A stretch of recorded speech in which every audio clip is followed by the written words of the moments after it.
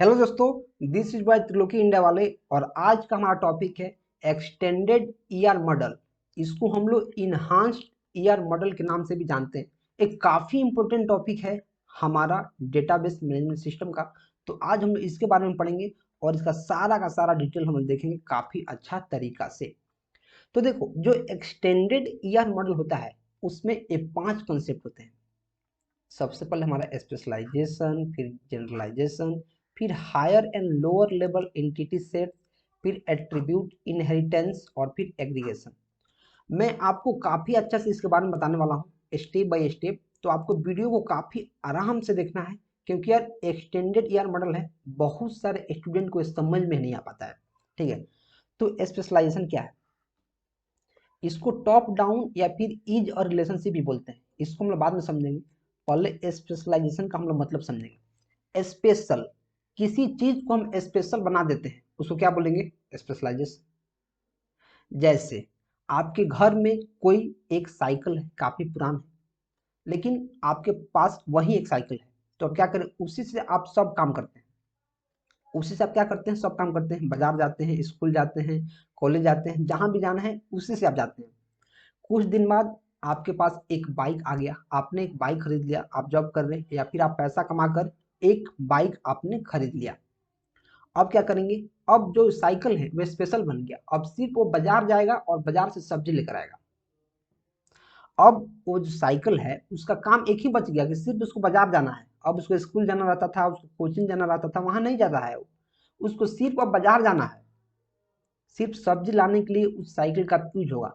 तो साइकिल क्या हो गया? अब स्पेशल काम को कर रहा है। पहले बहुत सारे काम को करता था, अब केवल एक काम को कर रहा है। मतलब पहले वो जनरल था, अभी आपने उसको स्पेशल बना दिया कि भाई साइकिल तुम आज से सिर्फ एक काम करेगा।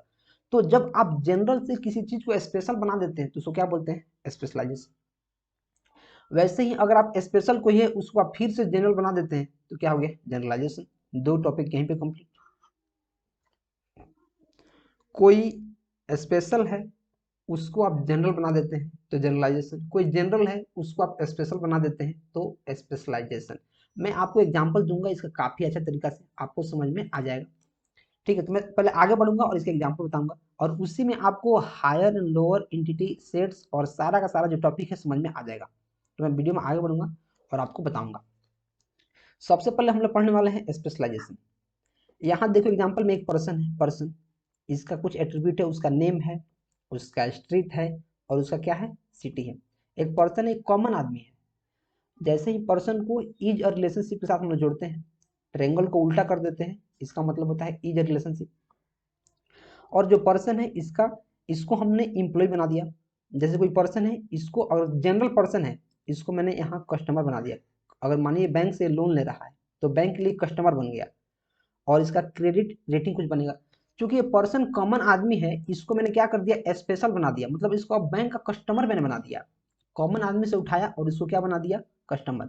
कॉमन आदमी से उठाया और इसको क्या बना दिया? इसको बना दिया मैंने एम्प्लॉय।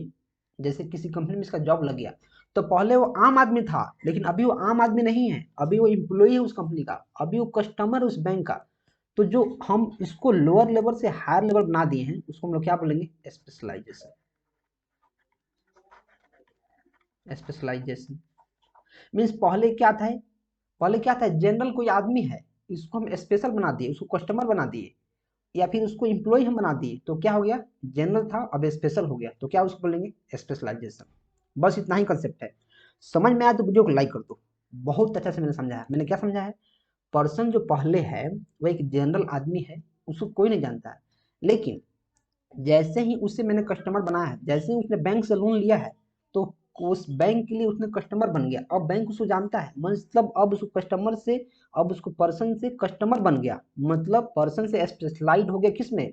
कस्टमर में। पर्सन से स्पेशलाइज हो गया किस में? एम्प्लॉय में। तो स्पेशल हो गया, इसको क्या बोलते हैं? स्पेशलाइजेशन। स्पेशलाइजेशन। और यही हमारा इसमें दिया हुआ है किसमें? टॉप डाउन और is relationship. Top down means top से डाउन। देखो ये टॉप है, टॉप से डाउन आ रहा है, समझ में आ गया। अब हम पढ़ेंगे जनरलाइजेशन के बारे में। जनरलाइजेशन जो है वो स्पेशलाइजेशन के अपोजिट है। जो जनरलाइजेशन है वो स्पेशलाइजेशन के अपोजिट है। अगर जो एम्प्लॉय है उसको फिर मैं मार के या फिर कंपनी से निकाल दूंगा, फिर मैं इसको पर्सन बना दूंगा। जो कस्टमर है अगर लोन को हमारा पेमेंट कर देता है तो फिर मैं इसको पर्सन बना दूंगा, तो क्या हो जाएगा जनरलाइजेशन। फिर मैं इसको एम्प्लॉय से क्या कर दिया, जनरल पर्सन बना दिया, तो हमारा क्या हो गया जनरलाइजेशन हो गया। दो टॉपिक यहीं पे क्लियर, दो टॉपिक यहीं पे क्लियर। अब मैं पीछे चलूंगा और देखूंगा और कौन कौन से टॉपिक है। स्पेशलाइजेशन हमारा क्लियर हो गया और जनरलाइजेशन क्लियर हो गया। अभी हमारा बचा है higher and lower level entity, तो इसको भी मैं यहीं पे क्लियर कर देता हूँ। अब देखो जो पर्सन है वे अपर लेवल एंटिटी है, तो इसको बोलेंगे higher level entity, higher level entity. और जो ये दोनों एंटिटी है एम्प्लॉय या कस्टमर, ये लोग भी क्या है, ये दोनों भी एंटिटी ही है लेकिन लोअर लेवल में, इसको क्या बोलेंगे लोअर लेवल एंटिटी। इसको हम क्या बोलेंगे लोअर लेवल एंटिटी, इसको क्या बोलेंगे हायर लेवल एंटिटी। आपका क्या हुआ, तीन टॉपिक यहीं पे खत्म। आपको अगर एक बार में समझ में नहीं आ रहा है तो आपको क्या करना है, वीडियो को पीछे करना है, 2 बार देखना है, 3 बार देखना है और अच्छा से समझ लेना है। इसी के साथ मैं वीडियो में आगे बढ़ूंगा और बताऊंगा स्पेशलाइजेशन के टाइप्स के बारे में। क्योंकि जो स्पेशलाइजेशन होता है इसका दो टाइप होता है, एक होता है डिसजॉइंट और एक होता है ओवरलैपिंग। डिसजॉइंट मतलब क्या होता है कि जो रिलेशनशिप, जैसे हम स्पेशलाइज कर रहे हैं किसी चीजों को, तो जो हम स्पेशलाइज करेंगे अगर दो पार्ट में उसको हम कर रहे हैं तो दोनों का दोनों यहाँ सेम नहीं होना चाहिए। मीन्स दोनों का दोनों म्यूचुअली एक्सक्लूसिव होना चाहिए। मीन्स जो यहाँ होगा वो यहाँ नहीं होगा, जो यहाँ नहीं होगा वही यहाँ होगा, मतलब ये दोनों एक नहीं होना चाहिए। डिसजॉइंट में क्या होता है कि जब स्पेशलाइज हम कर रहे हैं तो दोनों एक कंपोनेंट नहीं होना चाहिए। जैसे जो फोर व्हीलर है, जो फोर व्हीलर इज अ बस, फोर व्हीलर एक बस भी हो सकता है, ठीक है। जो फोर व्हीलर है एक कार भी हो सकता है, four wheeler is a car, four wheeler is a बस, बस भी हो सकता है। क्या जो कार है वो बस हो सकता है, नहीं। क्या जो बस है वो कार हो सकता है, नहीं। तो एक क्या है डिसजॉइंट स्पेशलाइजेशन, मतलब जो यहाँ होगा वो यहाँ नहीं होगा, जो यहाँ होगा वो यहाँ नहीं होगा, इसको क्या बोलेंगे डिसजॉइंट, इसको क्या बोलेंगे डिसजॉइंट।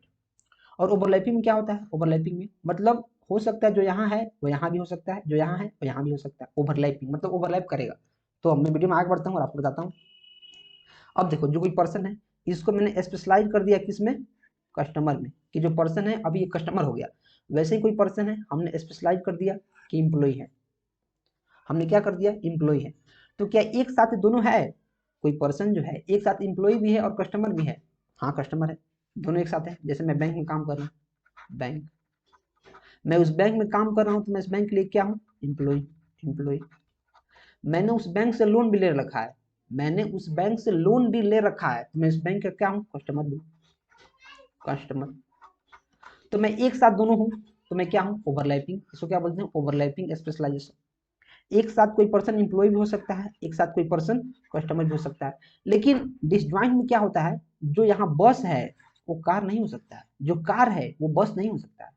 ये है डिसजॉइंट, जो यहाँ है वो यहाँ नहीं होगा, जो यहाँ है वहाँ नहीं होगा। लेकिन ओवरलैपिंग में क्या है, जो इम्प्लॉय है वो कस्टमर एक साथ हो सकता है, जो कस्टमर है एक साथ इम्प्लॉय भी हो सकता है। क्यों, क्योंकि यार मैं बैंक में अगर काम कर रहा हूँ तो मैं तो उस बैंक का इम्प्लॉय हूँ, मैं काम करता हूँ तो इम्प्लॉय हूँ। और मैंने उस बैंक से लोन भी ले रखा है तो मैं उस बैंक के लिए क्या हूँ कस्टमर हूँ। या फिर मैंने उस बैंक में अपना खाता भी खोल रखा है तो मैं क्या हूँ उस बैंक के लिए कस्टमर भी हूँ। इसी के साथ वीडियो में आगे बढ़ेंगे और देखेंगे एक और इम्पोर्टेंट इसी का पार्ट, वो है एट्रीब्यूट इनहेरिटेंस। आपको पता है कि एक होता है एंटिटी सेट और इसके ऊपर जो ओवल में रहते हैं इसको क्या बोलते हैं एट्रीब्यूट। तो ये हमारा एट्रीब्यूट है, एट्रीब्यूट है, ये हमारा क्या है एट्रीब्यूट है। बोल रहा है कि एट्रीब्यूट का इनहेरिटेंस, इनहेरिटेंस मतलब क्या होता है कि अगर कोई पेरेंट क्लास है उसका प्रॉपर्टी उसके बच्चा में आता है, उसको क्या बोलते हैं इनहेरिटेंस। जैसे आपका प्रॉपर्टी आपके बेटा में जाएगा, आपके पापा का कुछ प्रॉपर्टी आपके में आया होगा। अगर वो शांत आदमी है तो आप भी हो सकता है कि आपके में कुछ शांति का प्रतीक आया हो। अगर उनका आंख भूरा है तो हो सकता है आपका भी आंख कुछ भूरा हो। उसको हम बोलते हैं कि इनहेरिट होना, एक क्लास से दूसरे क्लास में या फिर एक जनरेशन से दूसरे जनरेशन में प्रॉपर्टी का इनहेरिट होना। तो यहाँ बोल रहा है एट्रीब्यूट इनहेरिटेंस मीन्स जो हमारा एट्रीब्यूट है उसका इनहेरिटेंस, वो इनहेरिट होगा। देख लेते हैं। जो पर्सन है उसको हमने क्या बना दिया, एम्प्लॉय बना दिया, पर्सन इज एम्प्लॉय। जो पर्सन है उसको हमने क्या बना दिया, कस्टमर बना दिया। तो जो पर्सन है इसका कुछ एट्रीब्यूट है, जैसे नेम, उसका स्ट्रीट, उसका सिटी। तो उस पर्सन को अगर हमने एम्प्लॉय भी बना दिया तो भी हमारा जो एट्रीब्यूट है नेम, पर्सन का नेम तो रहेगा ही ना, तो यहाँ नेम तो उसका आएगा ही। पर्सन का कुछ जहाँ उसका स्ट्रीट है, स्ट्रीट तो रहेगा ही। पर्सन का जो सिटी है, सिटी तो रहेगा ही, सिटी। तो क्या हो गया, अगर पर्सन को हमने स्पेशलाइज कर दिया एम्प्लॉय में, तो इसका जो एट्रीब्यूट है वो इसमें भी इनहेरिट हो जाएगा। वहीं बोल रहा है एट्रीब्यूट इनहेरिटेंस। समझ में आ रहा है कि जो पर्सन है उसको हमने स्पेशलाइज कर दिया है एम्प्लॉय में, तो जो उसका नाम है, उसका स्ट्रीट है, उसका सिटी है, वो सब तो एम्प्लॉय बन जाएगा, फिर भी रहेगा ना। अगर मैं त्रिलोकी हूँ, मैं रहता हूँ यहाँ पिपरा में, तो अगर मैं आईसीआईसीआई बैंक में जॉब करने लगा, मैं एम्प्लॉय बन गया, मैं एम्प्लॉय बन गया, तो मेरा नाम तो वहीं रहेगा त्रिलोकी। ऐसा बात तो नहीं मेरा नाम चेंज हो जाएगा, मेरा घर तो वहीं रहेगा, मेरा सिटी तो वहीं रहेगा। तो इसको हम क्या बोलते हैं, एट्रीब्यूट इनहेरिटेंस। मीन्स जो एट्रीब्यूट है वो इनहेरिट हो जाता है जब हम किसी भी चीज को स्पेशलाइज करते हैं। तो वैसे ही कोई पर्सन है, उसको हम कस्टमर बना दिए, कस्टमर बना दिए, फिर भी उसका नेम रहेगा। अब ऐसा बात थोड़ी है कस्टमर बनेगा तो उसका नाम ही नहीं रहेगा, बेनाम का हो जाएगा, ऐसा तो नहीं है। इसका स्ट्रीट भी रहेगा, स्ट्रीट, एरो नहीं, यहाँ सिर्फ लाइन है। वैसे ही उसका सिटी भी रहेगा। समझ में आ रहा है। तो ये हुआ हमारा एट्रीब्यूट इनहेरिटेंस। हम एट्रीब्यूट को इनहेरिट कर रहे हैं किस में, एम्प्लॉय में और कस्टमर में। इतना समझ में आ रहा। तो इसी के साथ वीडियो हम आगे बढ़ेंगे और देखेंगे एक लास्ट इसका कंसेप्ट, एग्रीगेशन। एग्रीगेशन क्या होता है यार, यार एग्रीगेशन होता है किसी रिलेशनशिप के साथ रिलेशनशिप में रहना। मतलब अभी तक आपने सुना होगा कि दो एंटिटी रिलेशनशिप में आता है, एक रिलेशनशिप को यूज करके, एक डायमंड बॉक्स को यूज करके। लेकिन अभी आप क्या सुन रहे हैं कि एक रिलेशनशिप है, उस पर कोई रिलेशनशिप लगाओ। एक रिलेशनशिप पहले से है, उस पर कोई तगड़ा वाला रिलेशनशिप लगाओ। जैसे employee works on this branch और जॉब ए जॉब कर रहा है, एम्प्लॉई काम कर रहा है इस ब्रांच में इस जॉब को। ये हमारा एक रिलेशन पहले से है। मैं क्या करता हूँ, इसको डॉटेड लाइन में क्या करता हूँ, घेर देता हूँ। जैसे एक रिलेशनशिप ये पहले से है,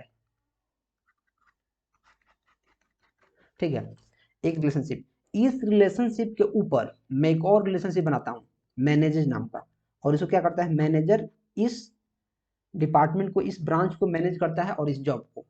तो मैंने इस वर्क्स ऑन जो हमारा रिलेशनशिप है, इसके ऊपर एक और रिलेशनशिप लगा दिया, इसको हम लोग क्या बोलते हैं, एग्रीगेशन।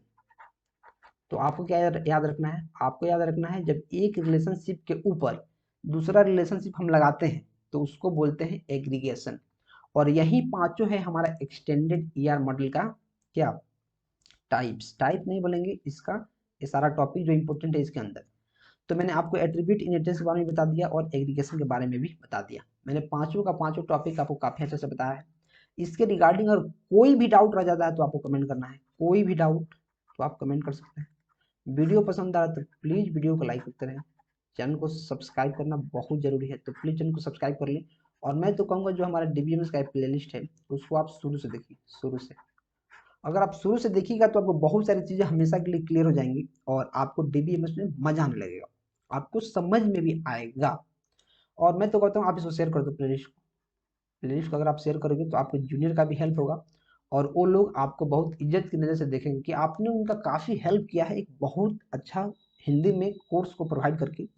वो लोग अपने जीवन में आगे बढ़ पाएंगे आपकी हेल्प से, और आप तो बढ़ ही रहे हैं इस कोर्स को देखकर। तो जीवन में आगे बढ़ते रहिए, हमें भी सपोर्ट कीजिए, अपने आप को भी कीजिए। मिलते हैं अगले वीडियो में। Till then keep supporting and keep exploring.